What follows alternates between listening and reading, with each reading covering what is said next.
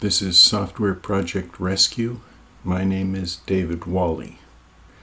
After collecting all the files in the project in the last video, this video looks at does it work?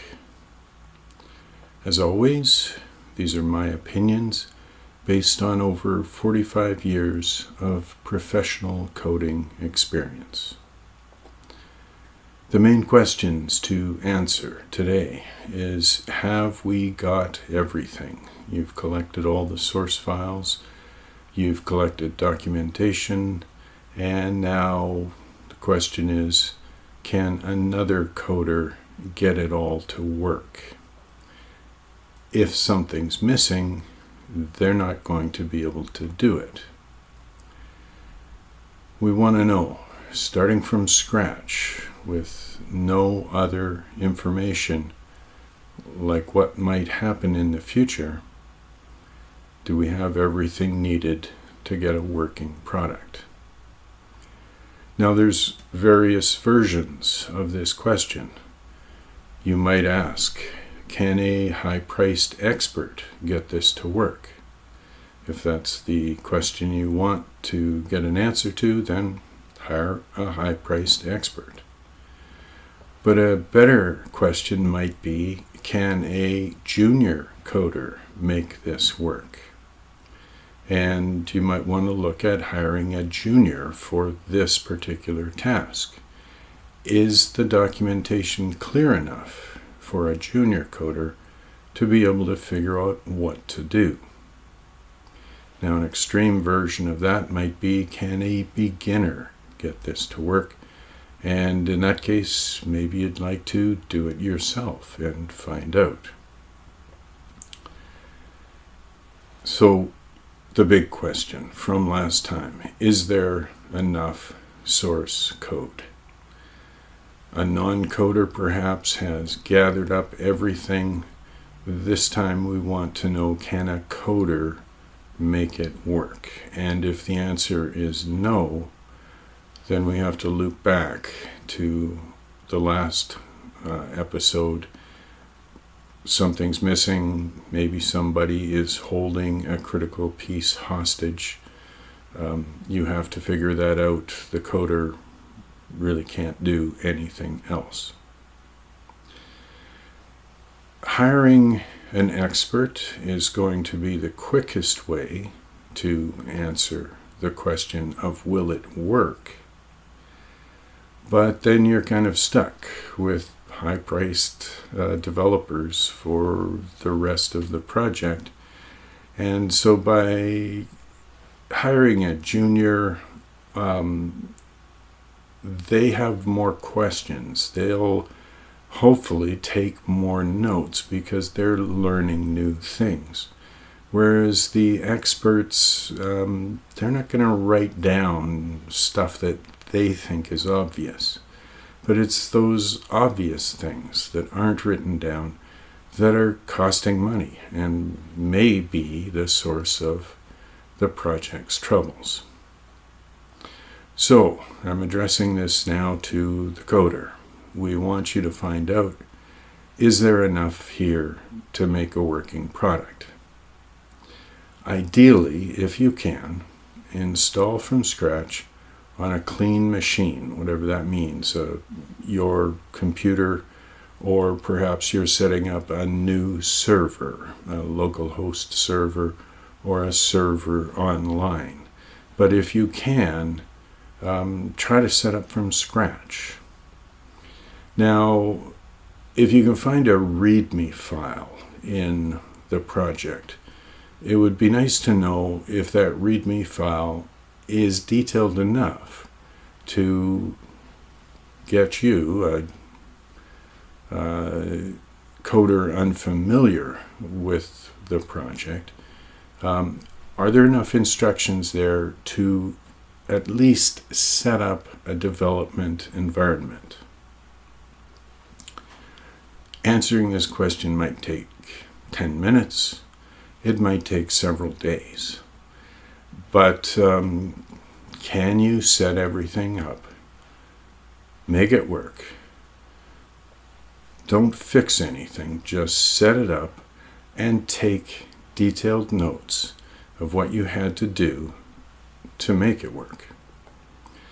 Now, if you don't succeed, that's fine, as long as you're taking enough notes that they're your proof of work and proof of some progress, even if that's just a list of what didn't work. That's still progress. You've got your proof of work, and that's good. Keep in mind that all of your notes are the property of whoever is paying for your time. And so you're just sorting out somebody else's code and giving them a report that they need in the future that they will own. And that's just a pattern that is going to continue in this possible restart of a project. We have to be clear as to who owns what, and any notes you take, they're not yours. They're the project's. Take pride in your work, but you don't own your notes. So your task, if it takes more than 10 minutes, is to search the net and puzzle out and read up on what you need for this project. If you can, figure out what languages and frameworks are being used and read up on those languages and frameworks. You don't have to be an expert. If you're a bit familiar with the language, that's good too. If you're an expert at the language, that's fine. That's hopefully going to make things quicker. But try to keep notes with less experienced coders in mind. So you need to find out what is done with the source code files in your particular language or framework. Are they compiled? If it's a program or an application or firmware, it's very often compiled. There's no set in stone rule. It might be interpreted, so it might run in a browser. It might be an app that runs on a phone. Maybe it also runs on a computer.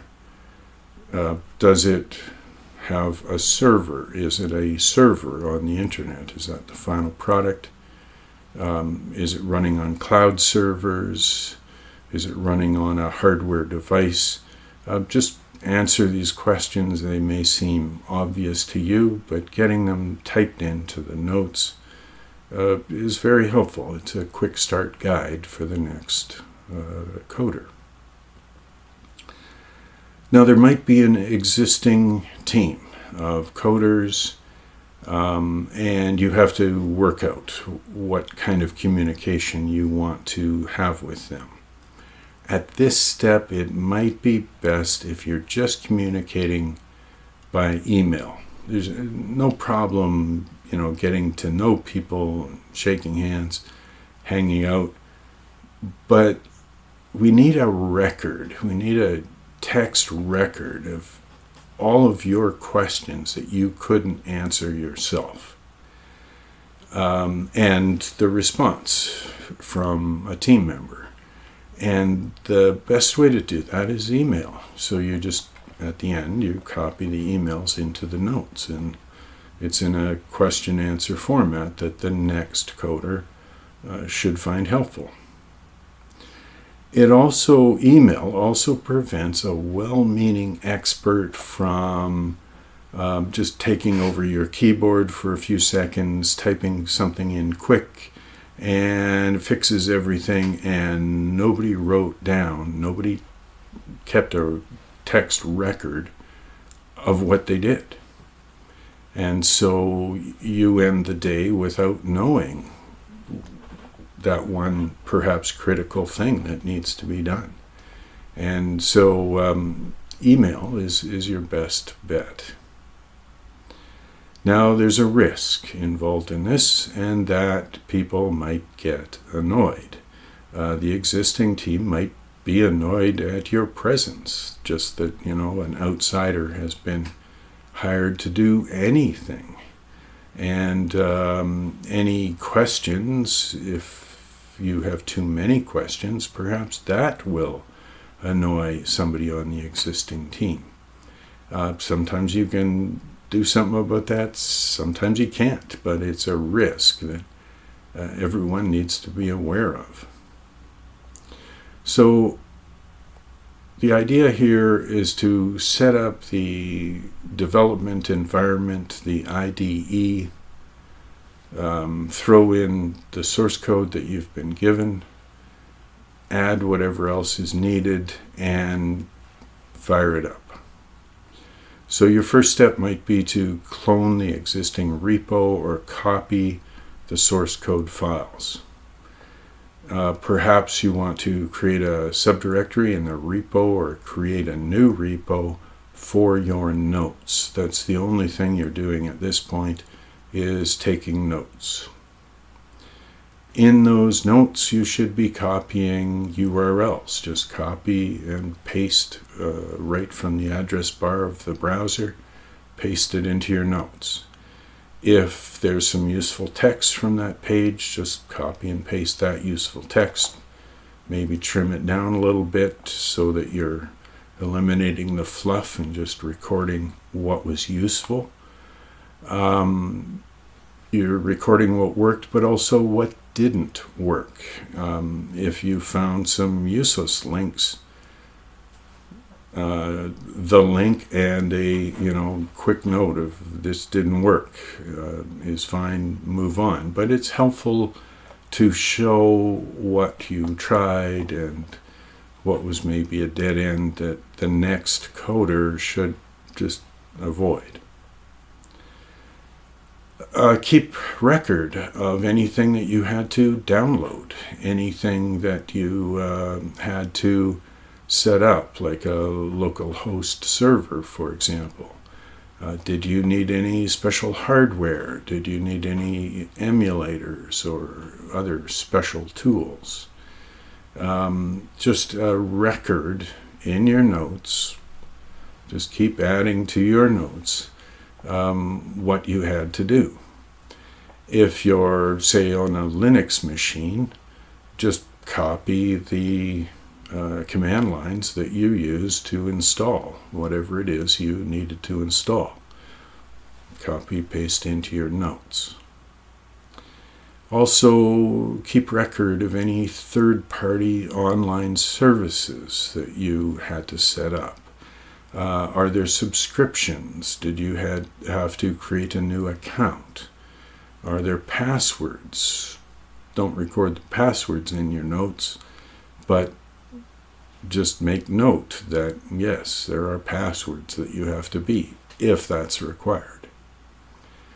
There should be some quick start notes made by your boss, your client. If they followed my previous video, make a copy of those notes, get them into the whole narrative of the notes in the repo that the next programmer can follow. Okay, so then the big questions to answer. Can the source code that you've been given, can it be compiled, assembled, installed, or whatever is appropriate for the language that the source code files appear to be in? After you've compiled it or done whatever, does it run?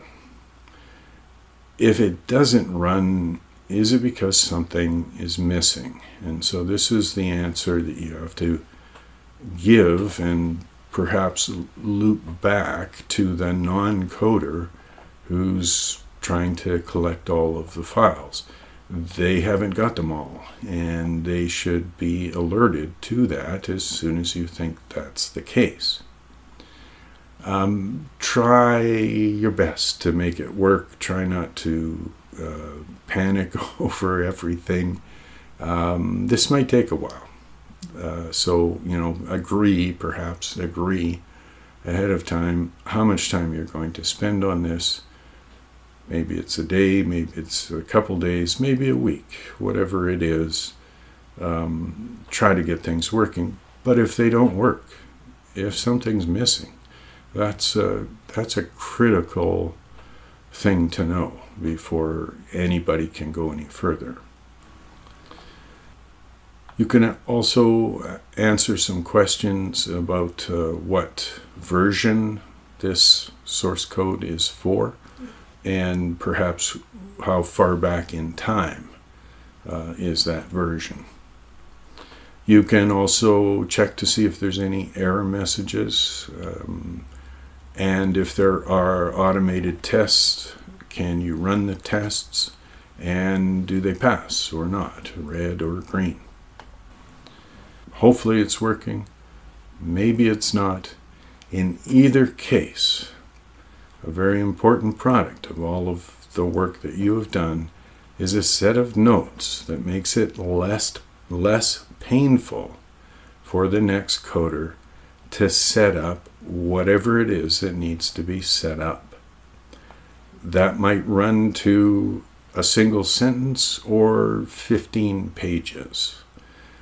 Whatever it is, that is extremely helpful and is what we're looking for. Next video, I want to look at taking an inventory of the source code files, doing an audit of some of the source code files, and starting to look at decisions that you might be able to start addressing.